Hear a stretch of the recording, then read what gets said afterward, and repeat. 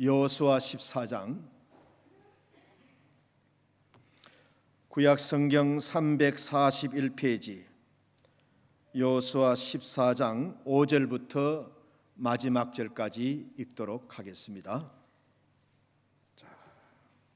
14장 5절, 제가 먼저 5절을 읽겠습니다. 이스라엘 자손들이 여호와께서 모세에게 명령하신 것과 같이 행하여 그 땅을 나누었더라.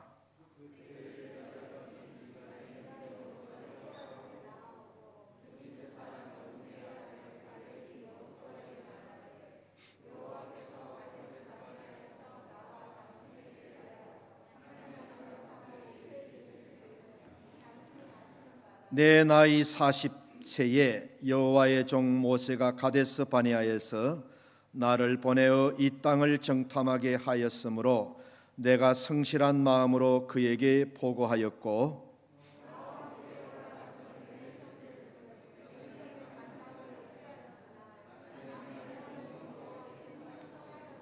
그날에 모세가 맹세하여 이르되 네가 내 하나님 여호와께 충성하였은즉 네 발로 밟는 땅은 영원히 너와 네 자손의 기업이 되리라 하였나이다.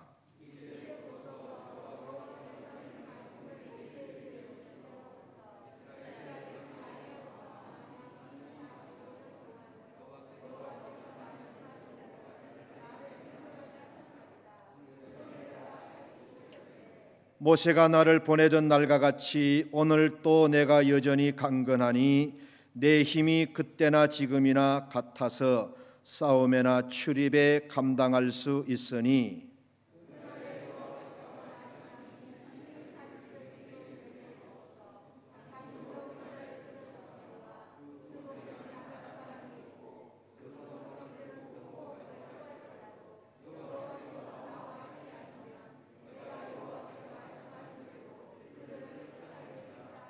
여호수아가 여분네 아들 갈렙을 위하여 축복하고 헤브론 지역을 그에게 주어 기업을 삼게 하며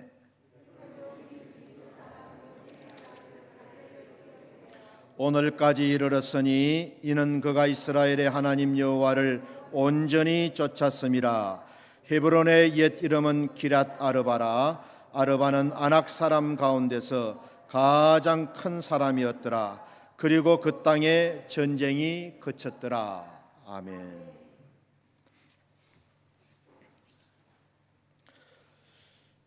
미국 필라델피아 대학에서 있었던 일인데 새 학기가 되어서 학생들이 하나 둘씩 학교 기숙사로 들어올 때였습니다.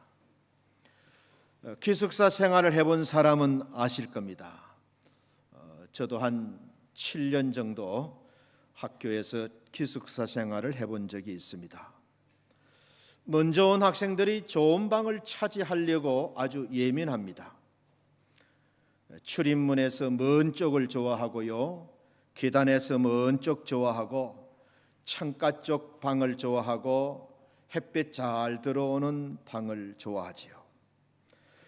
그래서 일찍 온 학생일수록 어느 방이 좋은지를 알아가면서 햇볕은 잘 듭니까? 화장실에서는 얼마나 떨어져 있는데요? 환기는 잘 됩니까? 이렇게 물어봅니다. 어느 학교에나 있는 일이지요. 그런데 어느 해에 새 학기가 시작되었는데 학생들이 한 명씩 두 명씩 이제 들어오는데 사감이 학생들이 부탁하는 대로 방을 배치해 줍니다. 그런데 어느 날 일찍 온 학생이 있었어요.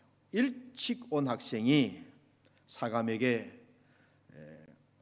학생에게 묻습니다. 학생은 어떤 방을 원하는가? 그랬더니 그 학생이 다른 학생들 다 들어가고 남은 방 있으면 하나 주세요. 이 학생은 일찍 왔어요. 늦게 온 사람도 좋은 방을 챙기는데 일찍 온 학생인데도 다른 학생들 다 들어가고 남은 방 하나 주십시오. 사감이 깜짝 놀란 거예요. 그래서 이 이야기가 주변에 막 전해져 가지고 대학교 총장님에게까지 알려졌어요. 총장님이 이 이야기를 들으니까는 참 우리 학교의 기특한 학생, 정말 장래에 어떤 인물이 될지 기대가 되는 학생이 있는 거예요. 그래서 학교 기록에다가 적어 놓았답니다. 훗날 이 학생이 어떻게 되었을까요? 그 학생이 필라델피아 대학교 총장님이 되셨답니다. 다른 학생들은 늦게 와가지고도 조금이라도 더 좋은 방을 차지하려고 해란이 되었지만은 그 학생은 일찍 왔지만은 좋은 방을 다 양보하고 더 나쁜 방을 요구했던 거예요. 여러분 늘 마음에 담고 사십시오. 다른 사람은 다른 겁니다. 다른 사람은 다른 거예요. 오늘 우리는 본문에서 또 한 사람의 이런 인물을 보게 되는데 그 이름이 갈렙입니다. 갈렙. 우리가 갈렙의 생애를 읽어보면은 인생을 살아가는 사람으로서 정말 값지고 의미 있는 인생이 어떤 것인지를 우리에게 가르쳐 줍니다. 갈렙은 모세의 명령을 받고 가나안 땅을 정탐했던 12명의 정탐꾼 가운데 한 사람이지요. 갔다 온 사람들이 보고를 했습니다. 서로 상반된 보고를 했어요. 10사람은 어떻게 보고를 했느냐? 우리가 둘러본 그 땅은 한마디로 사람을 집어삼키는 땅입니다. 그 땅의 사람들은 키가 얼마나 장대한 사람들인지, 그리고 가나안 땅에서 가장 거친 안악 자손들이 살고 있는 땅입니다. 그 사람들 보다가 우리를 보니까는 우리는 그냥 메뚜기 새끼처럼 그렇게 보였습니다. 아마 그 사람들도 우리를 그렇게 봤을 겁니다. 이 보고를 듣고, 이 10명의 보고를 듣고 이스라엘 백성들이 겁에 질려 가지고 밤새도록 통곡하고 울었습니다. 울었어요. 우리가 차라리 애굽에서 죽었더라면 이런 일은 당하지 않을 것인데 이제 가나안 사람들의 칼에 죽게 되었구나. 그러면서 한 장관을 세워놓고 지금이라도 애굽으로 돌아갑시다. 가나안 정복은 절대 불가능한 일입니다. 가는 날은 죽는 날입니다. 10명은 이렇게 말했는데 여호수아와 갈렙은 그렇게 말하지 않습니다. 우리가 절대로 이런 일 앞에서 하나님을 거역하지 맙시다. 이미 하나님께서 우리에게 그 땅을 약속의 땅으로 선물로 주신 땅 아닙니까? 그 땅 백성들을 두려워하지 맙시다. 그들은 우리의 밥입니다.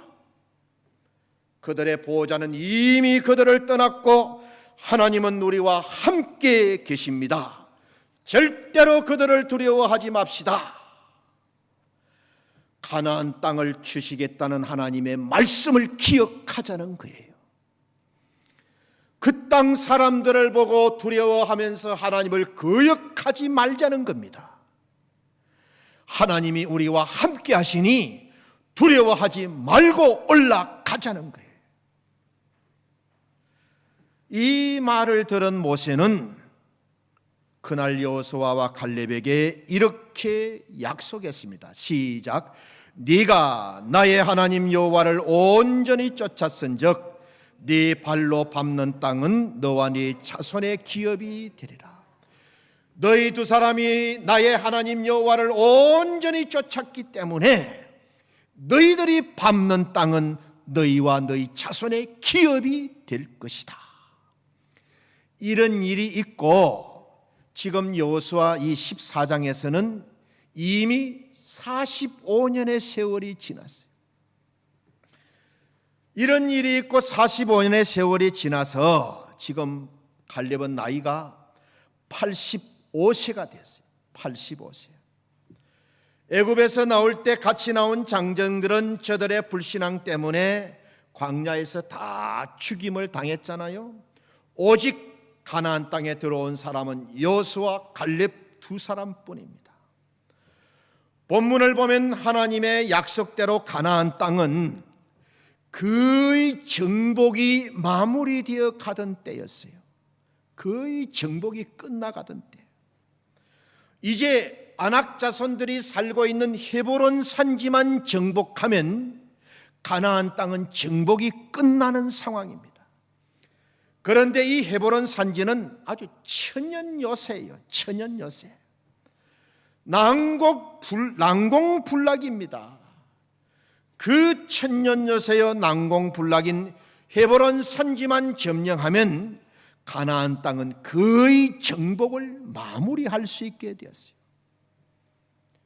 그만큼 헤브론 산지는 거칠고 점령하기 어려운 땅이었어요. 땅을 정복하고 분배하는 자리에서 백성들이 어떻게 했겠어요? 12지파가 땅을 나누어 가지면서 어떻게 했겠어요? 조금이라도 좋은 땅을 차지하려고 하지 않겠어요? 더 농사짓기 좋고 더 물이 많고 더 목축하기 좋도록 풀이 좋은 땅, 이런 땅을 서로 차지하려고 아마 이 지파들이 초미에 관심을 가졌을 겁니다. 그래서 다 서로 조금이라도 좋은 땅을 차지하기 위해서 이렇게 관심을 가질 때 그 자리에서 손을 높이 들고 외치는 사람이 있었어요. 갈렙이었어요. 아직 정복되지 않는 저 헤브론 산지를 우리 지파에 주십시오. 다른 사람들은 다 원치 않는 곳을 달라고 한 거예요. 여호수아서를 처음부터 마지막까지 쭉 읽어보면 이스라엘 백성들이 홍해를 건너가지고 가나안 땅에 상륙해가지고 그냥 앉아서 땅을 차지하지 않습니다. 치열한 정복전쟁을 치릅니다. 성경을 잘 들여다보면 약 6년 반에서 7년 정도 정복전쟁을 치릅니다. 제일 먼저 중부지방 전투를 합니다. 그 중부지방에 여리고성과 아이성이 있습니다. 기술을 돌려서 남쪽 지방을 쳐들어갑니다. 남쪽을 정복하고 다시 북쪽으로 올라갑니다. 그래서 저 북쪽 머깃도, 메솔, 하솔, 물가 그 지역까지 쳐들어 올라갑니다. 전쟁하는 기간 7년 동안에 여호수아의 칼에 죽은 가나안 왕들이 모두 31명이라고 성경은 기록해 줍니다.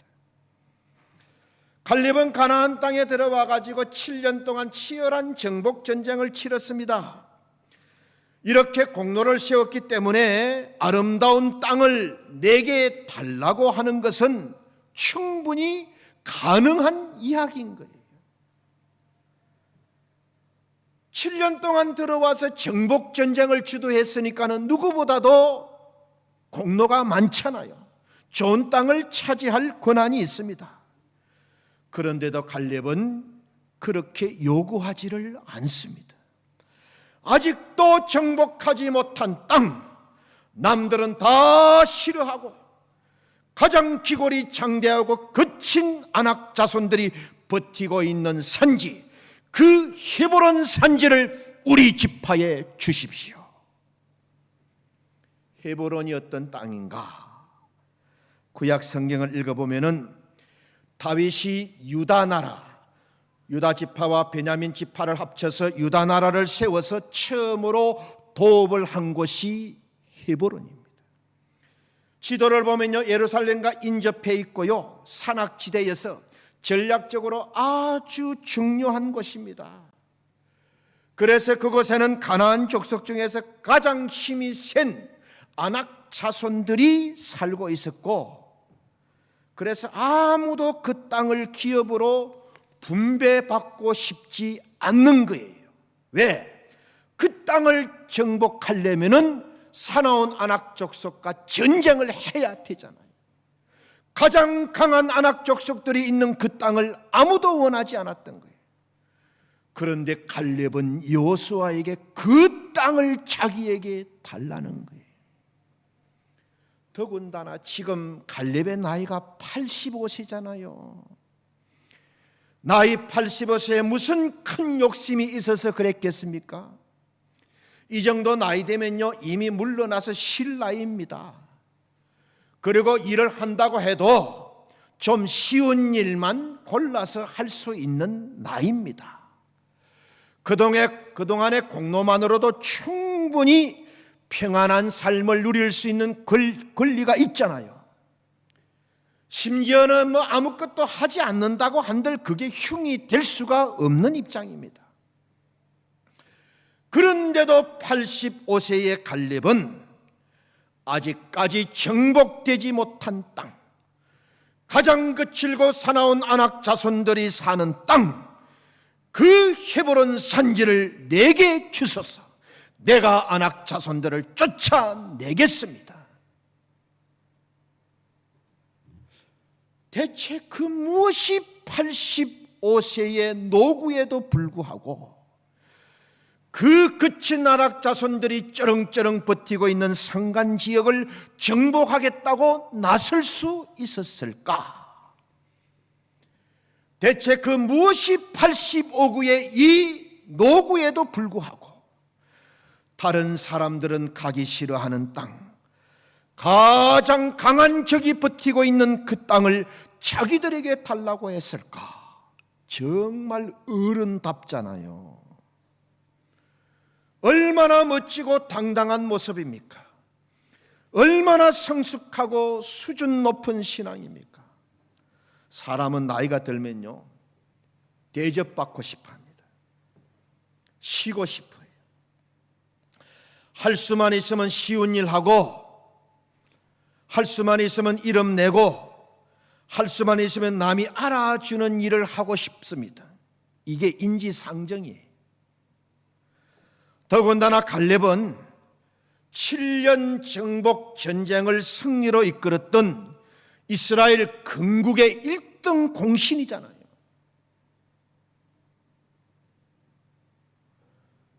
여호수아 다음 그야말로 이스라엘의 제2인자잖아요. 충분히 요구하고 대접받을 위치에 있습니다. 어쩌면 이쯤 되면 가장 좋은 땅을 달라고 요구해야 되지 않겠어요? 그런데 갈렙은 가장 어려운 지역을 자기에게 맡겨달라는 거예요.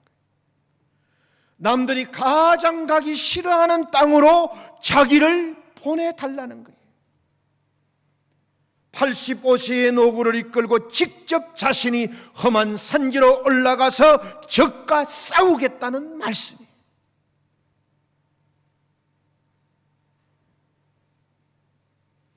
사탄은 저와 여러분에게 어떻게 부추기는지 아세요?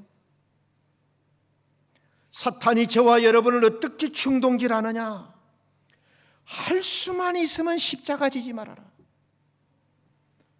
십자가는 남이 지고 너는 에어컨 나오는 세단 타고 골고다로 올라가라는 거예요. 할 수만 있으면 책임은 맡지 말고 간섭하고 훈수 두면서 신앙생활해라. 할 수만 있으면 예배, 기도 이런 거는 하지 말고 회의를 즐겨라. 회의만 좋아해라. 할 수만 있으면 직분을 이용해서 내 신앙을 그럴싸하게 포장을 해라. 할 수만 있으면 교회를 이용하고 교회 덕만 봐라. 할 수만 있으면 수고는 다른 사람이 하게 하고 너는 대접만 받아라. 사탄이 늘 우리에게 부추기는, 여러분 이 전략을요 사탄이 예수님에게도 써먹었어요. 예수님에게도 돌을 명하여 떡이 되게 해라. 이게 무슨 말인지 아세요?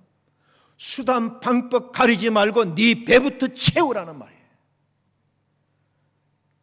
여러분 왜 세상에 부정과 편법이 난무하는지 아세요? 돌로 떡을 만들려는 사람들이 많기 때문에. 여러분 돌과 떡은 다른 거예요. 돌로 떡을 만들면 농사 지은 사람은 어떻게 됩니까?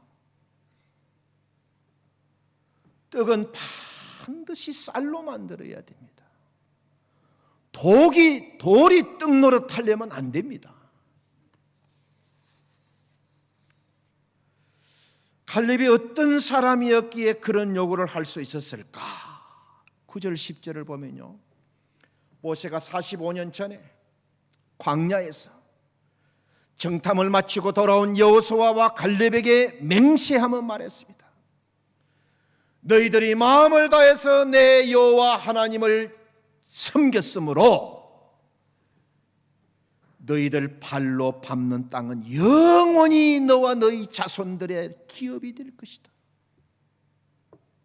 이렇게 말했지 않습니까?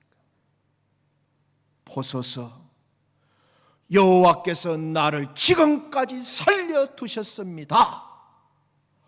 모세가 여호수아 갈렙에게 이 말을 한 지 45년이 이제 지났어요. 갈렙이 뭐라 말합니까? 이제 보소서, 여호와께서 지금까지 나를 살려두셨습니다. 지금 나이 85세가 되기까지 자기가 생존해 온 것은, 다시 말하면 자기 생존의 의미는 하나님께서 자기를 살려두셨기 때문이라는 거예요. 지금까지 85세가 될 때까지 죽지 않고 살아온 것, 그렇게도 대망했던 가나안 땅을 밟게 된 것, 그 숱한 전쟁에서도 살아남을 수 있게 된 것은 자기가 잘해서가 아니고 하나님이 살아남게 해주셨기 때문이다. 무슨 말입니까? 하나님이 자기를 사용하시기 위해서 지금까지 살려두셨다는 거예요. 하나님이 자기를 사용하시기 위해서 지금까지 살려두셨다. 그래서 갈렙은 자기의 남은 생애를 걸고 자원에서 헤브론 산지를 정복하겠다고 났습니다. 그래서 지금까지 자기를 생존케 하신 하나님께 남은 생애를 헌신하겠다고 말하는 거예요. 자, 여러분 고개 들고 저를 보세요. 무엇 때문에 불평하고 사십니까? 무엇 때문에 원망을 입에 달고 사십니까? 그런 일 하려고 지금까지 살아오셨어요? 그런 일 하려고? 무엇 때문에 남 탓을 입에 달고 살고, 무엇 때문에 교회를 뒷담화하고 늘 교회를 향하여 돌질을 합니까? 그런 일 하려고 지금까지 살아오셨어요? 아니잖아요. 내 나이만큼 못 살고 죽은 사람들이 얼마나 많습니까? 그 사람들이 나만큼 못나고 똑똑하지 못해서 사고를 당하고 병을 당하고 불행한 일을 당했다고 생각합니까? 오늘까지 나를 살게 하신 하나님의 뜻을 우리가 한 번이라도 생각을 하며 사셔야 됩니다. 오늘까지 내 생명을 연장해 주신 하나님 앞에서 정말 내가 가야 될 산지는 어디입니까? 정말 하기 싫고 부담되고 내키지 않는 산지는 어디입니까? 주님이 허락하신 이 교회에서 여러분의 산지는 어디입니까? 그 산지를 달라고 기도해 보신 적은 있나요? 여러분, 오래 살고 잘 사는 게 다가 아니에요. 얼마나 쓰임 받느냐가 중요한 거예요. 쓸모 있는 인생이 되어야 됩니다. 쓰임 받고 인정받는 것이 행복입니다. 여러분, 절대 병들어 늙어 죽지 마세요. 많이 쓰임 받아서 달아서 없어지는 우리 모두가 되시기를 축원합니다. 한평생 그런 인생 사셔야지. 두피 로빈스라는 사람이 쓴 유치한 신앙이라는 책이 있어요. 그 책을 읽어보면 어린아이 신앙의 5가지 특징, 어린아이 신앙 5가지 특징. 하나는 예수님 믿으면 고난은 없다. 예수님 믿으면 고난 끝이다. 그렇지 않습니다. 성숙한 신앙은 고난도 내게 유익이라는 것을 압니다. 하나님은 때때로 징계하심으로 우리를 사랑하시기 때문에 우리가 살면서 고난을 피할 수 없는 거예요. 두 번째, 예수님 믿는 목적은 편하게 잘 살기 위함이다. 그래서 작은 고난에도 견디지 못하고 원망하고 불편한. 세 번째, 하나님은 내가 원하는 대로 다 들어주신다. 그렇지 않지요. 네 번째는 하나님의 뜻을 다 알 수가 있다. 자기 생각과 판단이 하나님의 뜻이라는 거예요. 모든 것을 아전인수격으로 갖다 붙입니다. 여러분, 하나님의 뜻을 우리가 어떻게 다 알 수 있습니까? 다 모릅니다. 겸손해야 돼요. 다섯 번째는 예수님 믿으면 모든 일이 승승장구해진다. 여러분, 젖먹는 아이는요, 자기 자신밖에 몰라요. 어린 아이들 보세요. 자기 마음에 맞지 않으면 때와 장소를 가리지 않고 우는 것이 어린아이입니다. 안 주면 못 견딥니다. 사탕이라도 물려줘야 돼요. 그게 어린아이인 거예요. 어떤 글을 보니까는 사람이 죽을 때 후회하는 건 네 가지가 있다 그래요. 첫째는 좀 더 참았으면 될 것을. 참지 못해가지고 자신과 남에게 상처를 주고받는 일이 얼마나 많습니까? 참는 것이 이기는 것이라는 걸, 이김이라는 것을 언제 깨닫느냐? 숨 넘어갈 때. 그때 아는 거예요. 두 번째는 좀 베풀며 살 것을. 꼭 빼앗기고 잃고 나서 그걸 깨닫는 거예요. 세 번째는요, 좀 더 기쁘게 살 걸, 좀 더 재미있게 살 걸. 여러분, 돈 많이 벌고 일 많이 하는 것도 중요하겠지만은 더 중요한 것은 오늘 하루하루를 기쁘고 보람있게 감사하며 사는 겁니다. 그렇게 살면 암도 안 걸립니다. 네 번째는 좀 더 사랑하며 살 것. 마음 한 번 바꾸면 될 것을 왜 그렇게 살았는지 쓰레기통에 12번 던져버려도 하나도 아깝지 않을 그 못난 자존심 때문에 부끄럽고 추한 인생을 살았다는 거예요. 좀 더 사랑하며 살 걸, 좀 더 재미있게 살 걸, 좀 더 베풀며 살 걸, 좀 더 참고 살 걸. 이 글을 보니까 이 글을 쓴 사람이 하나님을 모르는 사람 같아요. 예수님 안 믿는 사람 같아요. 그래서 제가 신앙인이라면 한 가지가 더 있을 것 같아요. 신앙생활 좀 잘할 걸, 교회 생활 좀 잘할 걸.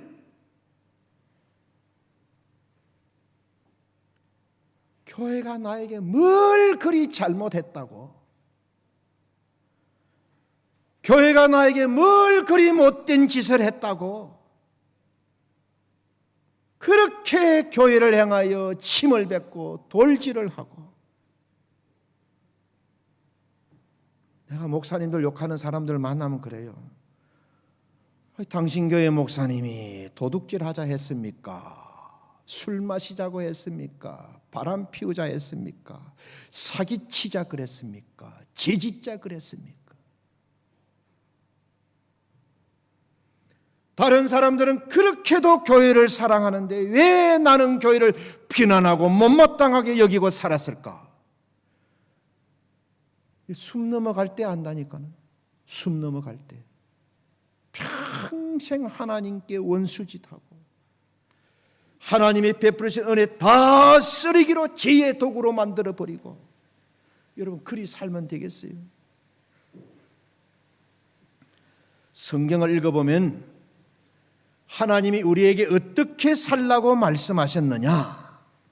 하나님 중심으로, 말씀 중심으로, 교회 중심으로. 하나님 중심, 말씀 중심, 교회 중심.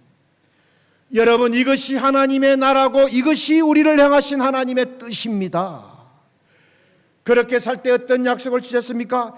이 모든 것을 너희에게 더하여 주실 것이다.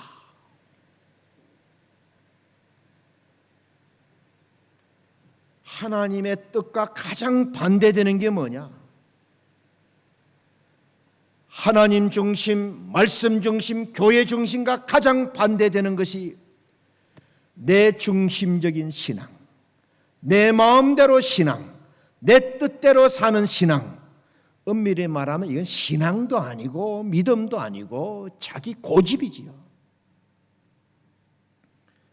하나님이 왜 말씀을 주셨겠어요? 왜 이리 성경이 두껍습니까? 성경은 두껍고 인생은 짧다. 왜 이리 두껍게 많겠어요? 여러분, 그만큼 우리를 사랑하시고 우리에게 관심이 많다는 거예요. 내가 알아서 하면 되지, 내 생각대로 살면 되지. 여러분, 이것만큼 잘못되고 하나님 앞에서 못된 생각이 없습니다. 하나님은 내 생각과 너희 생각은 다르다 그랬어요. 같으면 뭐 성경을 읽을 필요가 뭐 있습니까? 내 생각이 하나님 생각이고 내가 하나님이지.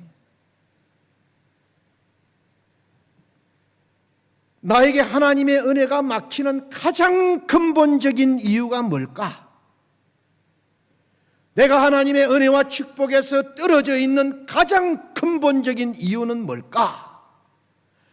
내 영혼의 가장 무서운 적은 뭘까? 잘 들으세요.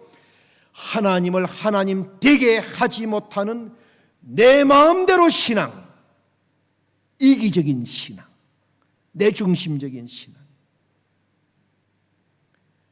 헤브론 산지에 아낙 자손들이 있든 말든 내가 나서서 정복하기 싫다는 거예요. 다른 사람들이 다 정복해 놓으면 그때 가서 열매만 따먹고 누리겠다는 겁니다. 공동체 안에 이런 사람들만 있으면 어떻게 되겠어요? 여러분, 오해하지 말고 들으세요. 누가복음 10장을 보면 예수님이 70인 제자들을 파송하는 내용이 나와요. 12제자도 아니에요. 70인 제자들이에요. 예? 성경을 잘 읽어보면 오래 훈련 받은 것도 없어요. 얼마나 부족하고 얼마나 허물이 많은 사람이겠어요. 얼마나 시시해 보이는 제자들입니까? 보내는 예수님도 걱정이 되어가지고 내가 너희를 보내미 양을 이리 가운데 보내는 것과 같다. 예수님도 마음이 안 놓이는 거예요. 70인 제자들을 보내면서. 예수님이 뭐라 그랬습니까? 너희 말을 듣는 것은 곧 내 말을 듣는 것이다. 사람들이 너희 말을 듣는 것은 내 말을 듣는 것이고, 너희를 저버리는 것은 곧 나를 저버리는 것이고, 나를 저버리는 것은 곧 나 보내신 하나님을 저버리는 것이다. 오해하지 말고 들으세요. 여러분들 목사님 말씀 잘 들으세요.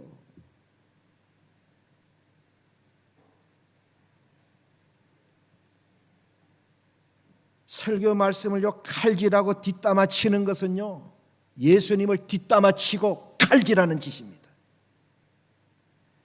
너희 말을 듣는 것은 곧 내 말을 듣는 것이다. 너희를 저버리는 자는 곧 나를 저버리는 것이다. 이는 곧 나 보내신 이를 저버리는 것이다. 성경에 나오는 용어들을 보세요. 전부 나 중심이 아니고 하나님 중심입니다. 예배, 제물, 희생, 헌신, 수고, 십자가, 성령, 제사장, 성전, 교회 전부 나 중심이 아니고 하나님 중심인 게.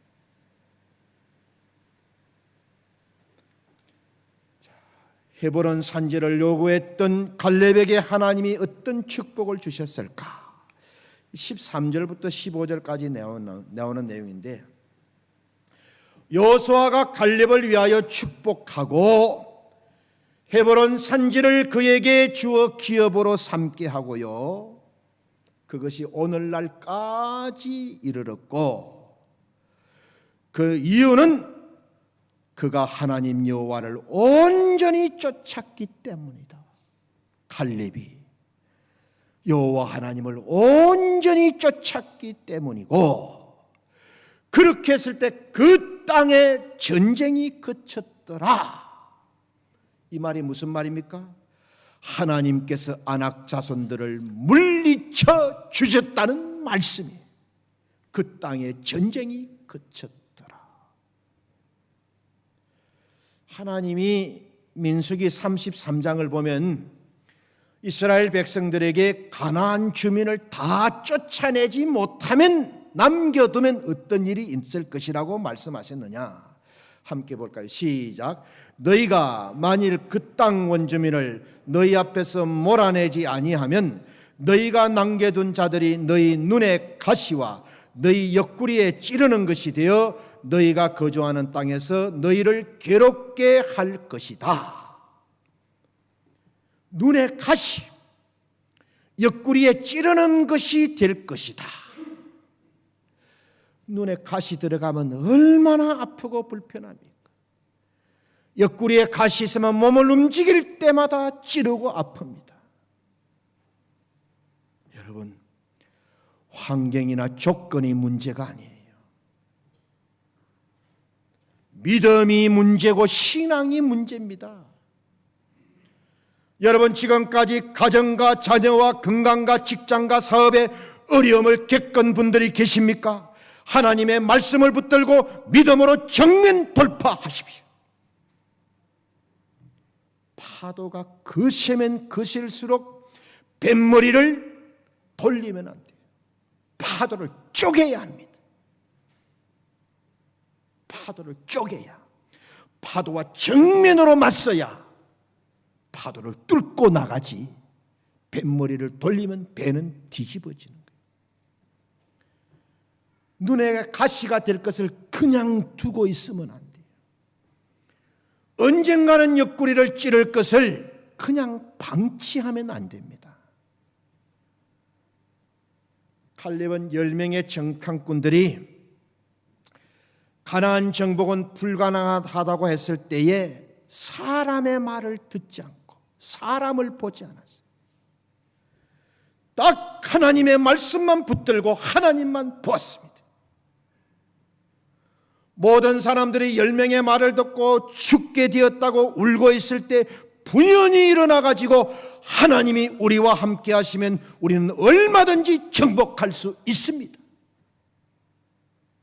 하나님을 제외하면 모든 상황이 불가능해 보이고요, 절대 불가능입니다.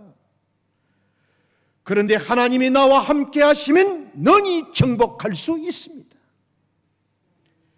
내게 능력 주시는 자 안에서 내가 모든 것을 할 수 있습니다. 하나님의 별명이 뭐예요? 도우시는 하나님, 역사하시는 하나님, 능력의 하나님, 전지전능하신 하나님, 산성이 되시는 하나님, 피난처가 되시는 하나님, 방패가 되시는 하나님, 힘이 되시는 하나님.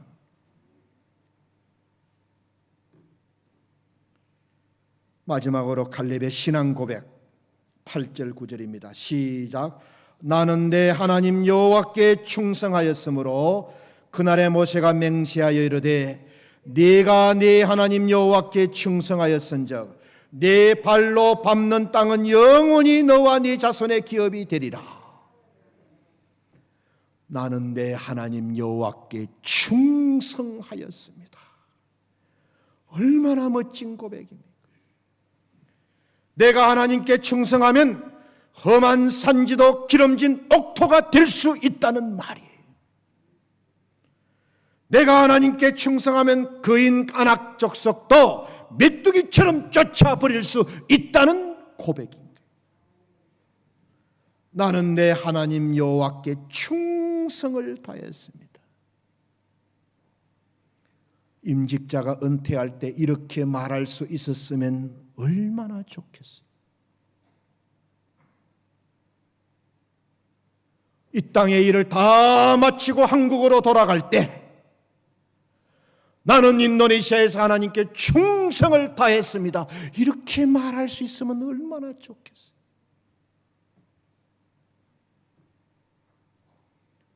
이 땅의 걸음, 인생의 걸음을 다 마치고 멀리 있던 자녀들이 내 임종을 보기 위해서 왔을 때 나는 내 하나님 아버지께 충성을 다하고 가노라. 여러분 장례식 때 조객들이 와가지고 이분은 하나님께 충성을 다하고 가셨습니다. 이런 말 들어야지. 아이고 하나님 진작 좀 불러가지 왜 이제 불러가십니까? 이런 생각이 들도록 하면 되겠어요. 나는 내 하나님 아버지께 충성을 다했습니다.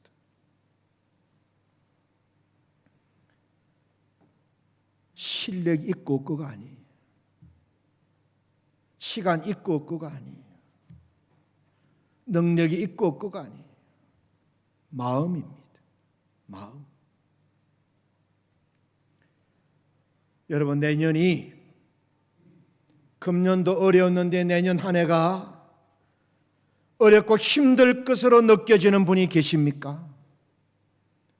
내년에 내 사업이, 내 가정이, 내 직장이 거친 해보는 산지처럼 느껴지는 분이 계십니까?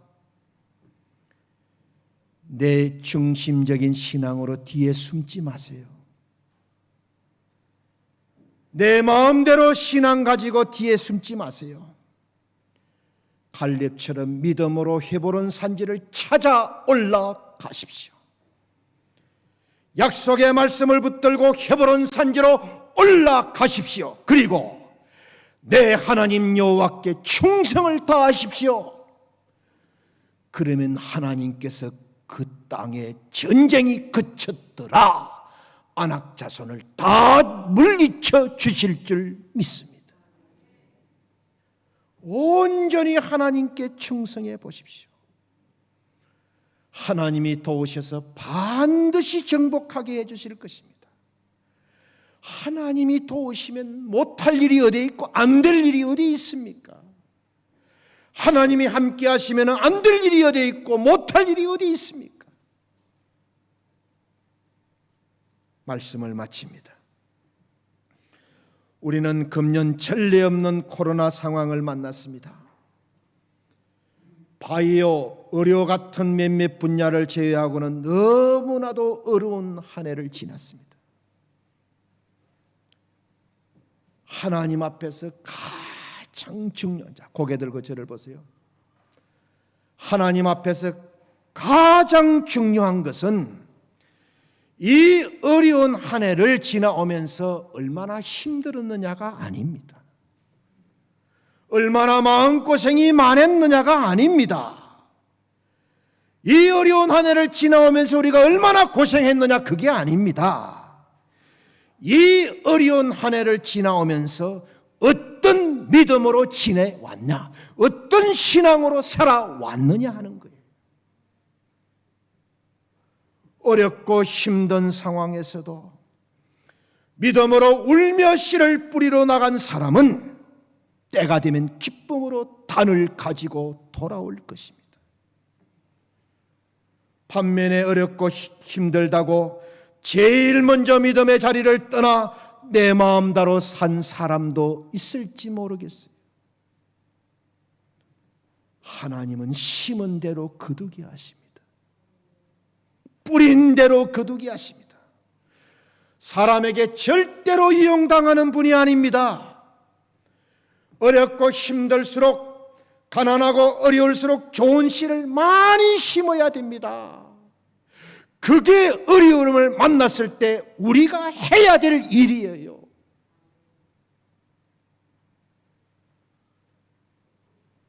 흉년이 들고 먹을 것이 없을수록 절대로 종자는 삶아 먹어서는 안 됩니다. 참고 인내해야 됩니다.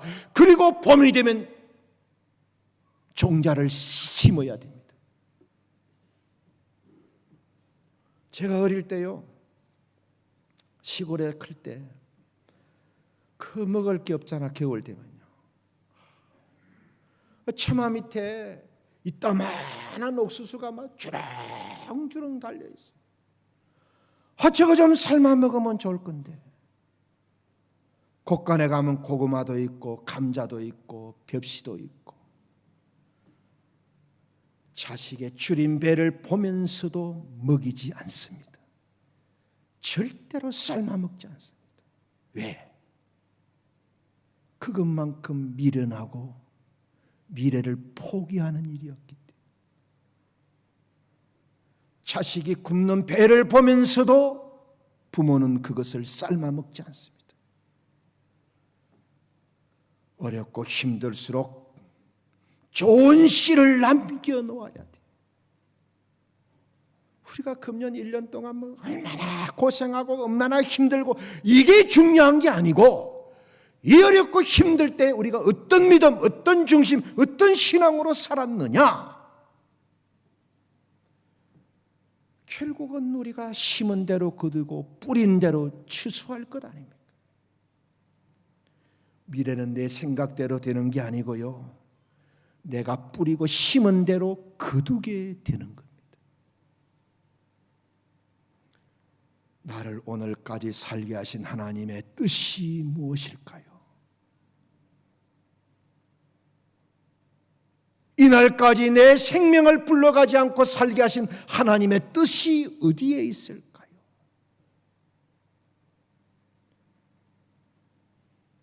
내 주변에 있는 헤브론 산지가 어디에 있는지를 찾아보십시오. 그냥 두면요, 눈에 가시 됩니다. 옆구리에 찌르는 것 됩니다. 이리 당하고 저리 당하고 빼앗기고 죽임을 당하게 됩니다. 정복해야 됩니다. 하나님을 온전히 쫓고 약속의 말씀을 붙들고 믿음으로 헤브론 산지를 올라갈 때 하나님이 그 땅에 전쟁이 그쳤더라. 이게 성경 말씀으로만 끝나면 안 되잖아요. 우리 삶 속에 그대로 적용이 되어야 되잖아요.